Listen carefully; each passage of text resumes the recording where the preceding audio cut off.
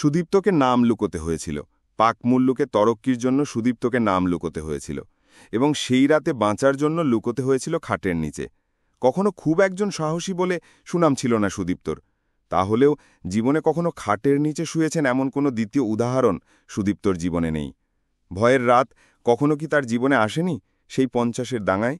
না, সেদিন তাদের পাড়া আক্রান্ত হলে কোনো অন্ধকার কোণে লুকোবার কথা মনে হয়নি তো, বরং মনে পড়েছিল বন্ধুদের কথা। সেদিন তাই বন্ধু গৃহের আশ্রয় প্রত্যাশায় পথে বেরিয়েছিলেন তারা, এবং আশ্রয় পেয়েছিলেন। কিন্তু এবারও সুদীপ্ত সেই কালো রাতে কোনো বন্ধুর মুখ মনে করতে চেষ্টা করেছিলেন। কোনো বন্ধুর উজ্জ্বল প্রীতি সেই রাতের ভয়ের মুখ ফ্যাকাশে করে দেবে, এমন একটা আশাকে লালন করতে চেয়েছিলেন। কিন্তু কোনো আশা সেই রাতের ত্রিসীমানা ঘেঁষতে সাহস করেনি। কেউ আশা করেনি যে 26শে মার্চের সূর্যোদয় দেখবার জন্য এই রাতটুকু সে বেঁচে থাকবে। তবুও অনেকে বেঁচে ছিল, এবং অনেকেই যে বেঁচে আছেন সেটা সুদীপ্তর কাছে পরম বিস্ময় বলে মনে হয়েছিল। অনেকে যারা মরেছিলেন তারা যেন খুব স্বাভাবিক একটি কর্ম করেছেন, অতএব সকলেই তাদের সম্পর্কে একটা অদ্ভুত অসারতা অনুভব করেছিলেন। কিন্তু জীবিতদের নিয়ে বিস্ময়ের অন্ত ছিল না। আপনি বেঁচে আছেন ভাই, আল্লাহ বাঁচিয়েছেন। আপনি? আমাদের বিল্ডিংয়ে 5 জন গেছেন। আমি যে কি করে বাঁচলাম আল্লাহ জানে। সুদীপ্তর এখনো মন হয়, কি করে তিনি যে বেঁচে আছেন তা তিনি জানেন না, আল্লাহ জানেন। তবে হ্যাঁ, যারা মরে গেছেন তারা ঠিকই গেছেন, ওটা কোনো সংবাদ নয়। সংবাদ হয় কোনটা স্বাভাবিক ঘটনাধারার মধ্যে, যেটা খাপ খায় না, যা হয় কিছুটা অস্বাভাবিক কিংবা সাধারণের গণ্ডিকে যা অতিক্রম করে, তাকেই মানুষ গ্রহণ করে একটা সংবাদ বলে। কিন্তু সেই 25-এর রাত থেকে মৃত্যুটা কি কোনো সংবাদ? মৃত্যু এখন তো অতি সাধারণ, অতি স্বাভাবিক, আটপুরো একটি ঘটনা মাত্র। অমন যে অধ্যাপক গোবিন্দচন্দ্র দেব বা অধ্যাপক মনিরুজ্জামান মারা গেলেন, নিষ্ঠুরভাবে নিহত হলেন, অন্য সময় হলে তা খবরের কাগজের কত বড় একটা খবর হতো ভাবুন দেখি। সুদীপ্ত পাশ ফিরে একটু তন্দ্রাচ্ছন্ন হতে চেষ্টা করলেন। চেষ্টা ব্যর্থ হল। একে একে কয়েকটি মুখ এসে দাঁড়ালো সুদীপ্তর সামনে। তার শিক্ষক এবং পরের সহকর্মী অধ্যাপক ডক্টর জ্যোতির্ময় ঘো ঠাকুরাথা, 23 নম্বর বিল্ডিংয়ে তার নিকটতম প্রতিবেশী ডক্টর ফজলুর রহমান, বন্ধুপ্রতিম ডক্টর মুক্তাদির। ডক্টর মুক্তাদিরের সঙ্গে পরিচয় খুব দীর্ঘদিনের নয়, বিশ্ববিদ্যালয়ের ক্লাবে আড্ডা দিতে গিয়ে পরিচয়। ভারী সুন্দর একটি মন ছিল ভদ্রলোকের। এমন মানুষকেও মারে? কিন্তু কাকে মারাটাই বা ঠিক হয়েছে? ওইভাবে নৃশংস সৈনিকের হাতে পরম শত্রুর মৃত্যুও তো মানুষ কামনা করে না। ছি ছি, তারা কি মানুষ যারা ডক্টর গোবিন্দচন্দ্র দেবকেও গুলি করে মারে? সেই মহিলাকে ফিরোজ নাকি দেখেছেন কাল। ফিরোজ গিয়েছিলেন মেডিকেল কলেজে, তার দলের এক ভদ্রলোককে পৌঁছে দিতে গিয়েছিলেন এবং সেই সঙ্গে দেখতে, কিন্তু বেশি কিছু দেখা হয়নি কাল। মেডিকেল কলেজ থেকে গিয়েছিলেন গুলিস্তান পর্যন্ত, অতপর ওই পথেই ফিরে এসেছেন। পথের দুপাশে বহু মৃতদেহ তখনও ছিল, এবং সেই সকল মৃতদেহের পাশ মারিয়ে চলেছে জীবিতদের মিছিল। কোনো মতে কপালের গুণে যারা বেঁচে গেছে সেই সকল জীবিত হতভাগ্যের দল। সেই জীবিতদের মধ্যেই একজন ছিল সেই শিশুটি, বয়স হবে বছরখানেক। তার কাহিনী কাউকে বলা যায়। সুদীপ্তর কাছে বলতে গিয়ে ফিরোজ তো কেঁদেই ফেলেছিলেন। একটা বড় গাছের বিশাল গুড়ি পড়েছিল রাস্তার পাশে। সম্ভবত ব্যারিকেড সৃষ্টির জন্যই ওটার আমদানি হয়ে থাকবে। সেই গুড়ির আড়ালে হয়তো লুকিয়ে বাঁচতে চেয়েছিলেন ভীতস্রস্ত অসহায় রমণী। হয়তো ঘরে আগুন জ্বললে পথের বুকে নিরাপত্তা সন্ধান করেছিলেন। বাঁচাতে চেয়েছিলেন বুকের শিশুকে। ফিরোজ দেখলেন মৃত জননীর স্তন চুষে তখনও বাঁচতে চেয়েছে সেই অবোধ অলৌকিকভাবে বেঁচে থাকা শিশু। এ ঘটনা ফিরতি পথের। যাবার পথে দেখেছিলেন সেই মহিলাকে, কোলের একমাত্র শিশুকে বুকে চেপে, পাশে একটা সুটকেস, এক হাতে ধরে রিকশায় যাচ্ছিলেন এক ভদ্রমহিলা, ডক্টর গোবিন্দচন্দ্র দেবের বিধবা পুত্রবধূ। চিরকুমার ডক্টর দেবের পালিত পুত্রের স্ত্রী। কলিযুগের দেবতা দেখতে চাও? ডক্টর দেবকে দেখো। একজন প্রফেসর এবং বিভাগীয় প্রধান হিসেবে কত উপার্জন ছিল তার! যা ছিল তার 1/10 বোধহয় নিজের জন্য তার খরচ হতো না। বাকি টাকা ব্যয় হতো দান ধ্যানে এবং পালিত পুত্রদের পেছনে। বহু দরিদ্র সন্তানকে তিনি পালন করেছেন। তারাকে বলি যে হিন্দুই এমন নয়। হিন্দু মুসলিম ভেদাভেদরা কি আর এ যুগে মানবার বিষয়? বিনয়দা, সুতপাদি, সুকান্ত কিংবা মন্দিরাকে কখনো কি বিশেষ কোনো ধর্মের লোক বলে সুদীপ্তর মনে হয়েছে? ডক্টর দেব বিশেষ কোনো ধর্মের লোক ছিলেন না। বোধহয় সব ধর্মেরই লোক ছিলেন তিনি। মনে প্রামে যিনি দার্শনিক তিনি, বিশেষ একটা ধর্মবিশ্বাসের দ্বারা আবদ্ধ হবেন, এটা কি হয় কখনো? কে? ঘুম ভেঙেছে? ফিরোজের সাড়া পাওয়া গেল। পাশের ঘরে সন্তানাদি সহ মহিলারা ছিলেন, আর এ ঘরে ছিলেন তারা দুই বন্ধু। ইচ্ছে ছিল অনেক রাত অবধি দুই বন্ধুতে গল্প করবেন, কিন্তু গল্প জমেনি। গল্পের মেজাজ সুদীপ্তরও ছিল না, এবং সারাদিনের ক্লান্তিতে ফিরোজ অতি শীঘ্রই ঘুমিয়ে পড়েছিলেন। জাগলেন এখন, এবং জেগে উঠতেই কণ্ঠস্বর পাওয়া গেল তার। সুদীপ্ত ইতিবাচক সাড়া দিয়ে পরে শুধলেন, আচ্ছা, কাল তুমি যে ডক্টর দেবের পুত্রবধূর কথা বলছিলে, তুমি কি তাকে আগে থেকে চিনতে? না, আমি চিনতাম না। আমার গাড়িতে যে ভদ্রলোক ছিলেন তিনি চিনিয়ে দিলেন। তার এক বন্ধুর নাকি বোন। স্বামীর নাম মোহাম্মদ আলী কিংবা ঠিক ওই ধরনেরই কিছু একটা হবে শুনেছিলাম, এখন মনে আসছে না। অর্থাৎ মুসলমান। ডক্টর দেবের মুসলমান পুত্রকে তার সঙ্গে এক সারিতে দাঁড় করিয়ে হত্যা করেছে পাকিস্তানি সৈন্যরা। দুটি লাশ পাশাপাশি পড়ে থাকতে দেখা গেছে। আর দেখা গেছে মধুবাবুর লাশ, ঢাকা বিশ্ববিদ্যালয়ের ছাত্রদের প্রিয় মধুদা। সুদীপ্ত ছাত্রজীবনের কথা স্মরণ করলে সেখানে মধুদার একটা উজ্জ্বল স্মৃতিকে বুকের মধ্যে লালিত দেখতে পান। জীবনের কত আনন্দের, কত বিষণ্ণতার, কত বিতর্কের স্মৃতি ওই মধুদার ক্যান্টিন। সেই প্রিয় মধুদা। মধুদা, তোমাকে ওরা মারলে, কিন্তু কেন? 25-এর রাতে সুদীপ্তর বুকের মধ্যে লুকিয়েও যেন বেলা যথেষ্ট ভয় পাচ্ছিল।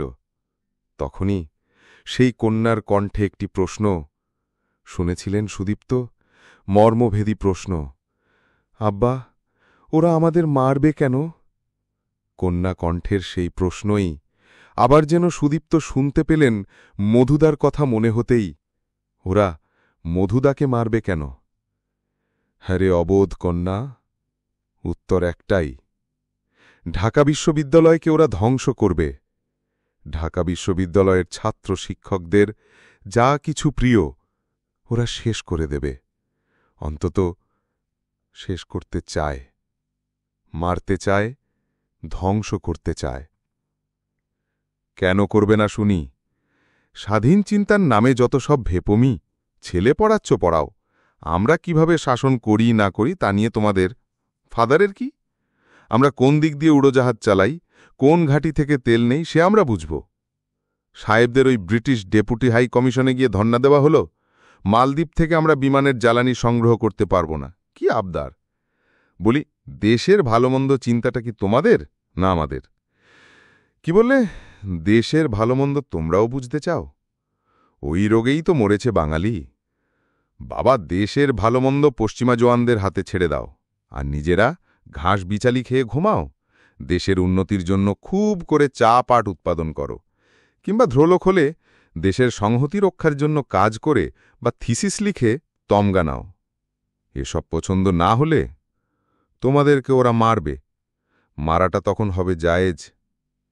এই সহজ কথাটি 25শে মার্চ পর্যন্ত অনেকেই জানতেন না।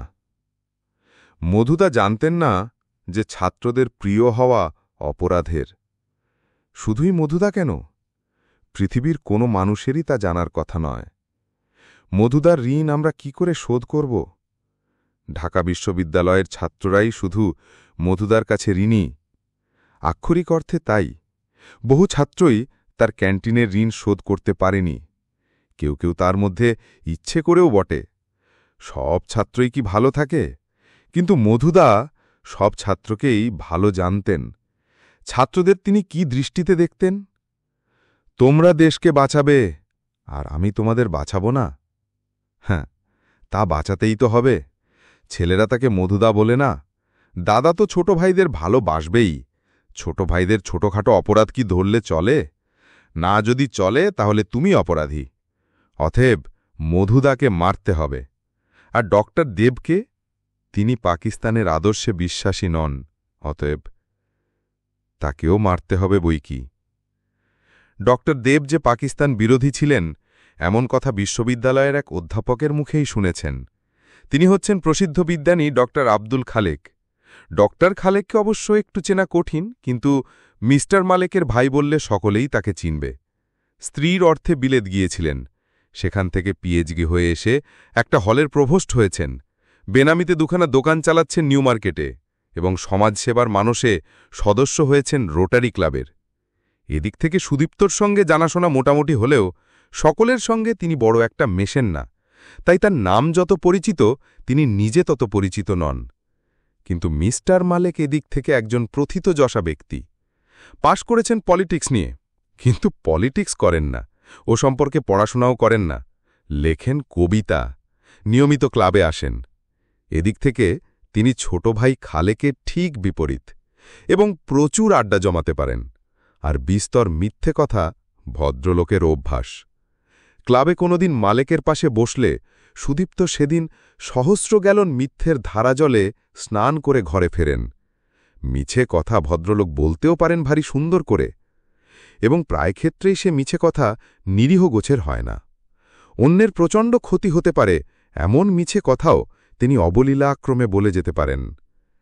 চিন্তার সূত্র ছিনে দিয়ে ফিরোজের কণ্ঠ এল, আমার কি মনে হয় জানো, এই যে কাণ্ডটা আহিয়া করল, এক হিসাবে এতে আমাদের লাভই হবে। তা কিন্তু আমি তো দেখছি তোমার লোকসান। আমরা 5 জন এসে চেপেছি তোমার ঘাড়ে। এ কি সোজা কথা? মোটেই সোজা কথা নয়, ঘাড় ব্যথা হয়ে গেছে। তবে মনে রেখো, আহিয়ার ঘাড়ে যে বোঝা এবার আমরা চাপাব, তাতে ওইসব ব্যথা বেদনা কিছু নয়, ঘাটটাই ভেঙে যাবে। ওই কাজটা করো না ভাই, অনেকে এতিম হয়ে যাবে। তুমি দালালদের কথা ভাবছ তো? না, তাদেরকে এতিম করে দুঃখ আর দেব না, এতিম হওয়ার আগেই তাদেরকে খতম করে দেব। মালেক খালেক ভ্রাতৃদ্বয়ও এই দালালদের পর্যায়েই পড়ে। বিশেষ করে মালেক সাহেব এ ব্যাপারে তুলনাহীন। বয়সও বেশ প্রবীণ, কিন্তু ছেলে মানুষইতে এখনও অদ্বিতীয়। ওইটুকুই আকৃষ্ট করে সুদীপ্তদের। এই ভ্রাতৃদ্বয়ের কথা মনে করেই এখানে সুদীপ্ত বললেন, কয়েকজন দালালের কথা মনে এলে আমার কি ইচ্ছে করে জানো? কি? দেশত্যাগ ইচ্ছে করে, না প্রাণত্যাগ? আমার ইচ্ছে করে অন্তত 1 ঘণ্টার জন্য আহিয়ার একটা বর্বর সৈনিক হয়ে যাই। এই তো ভুল করলে অধ্যাপক, আহিয়ার বর্বর সৈনিকরা কখনো দালাল মারতে পারে না, তারা ভালো মানুষ মারে। তাই তো, কথা তো ফিরোজ ঠিকই বলেছে। পশু কি কখনো পশু মারে? পশুর ধর্ম মানুষ মারা, মানুষ মারে পশুকে। হ্যাঁ, তাহলে তাকে একটি মানুষই হতে হবে, শক্ত সমর্থ মানুষ। কিন্তু 25-এর রাতে কি ওরা কেবলই ভালো মানুষ মেরেছে? প্রায় তাই। কেবল ভুল করে 2-1টা সেম সাইড হয়ে গেছে।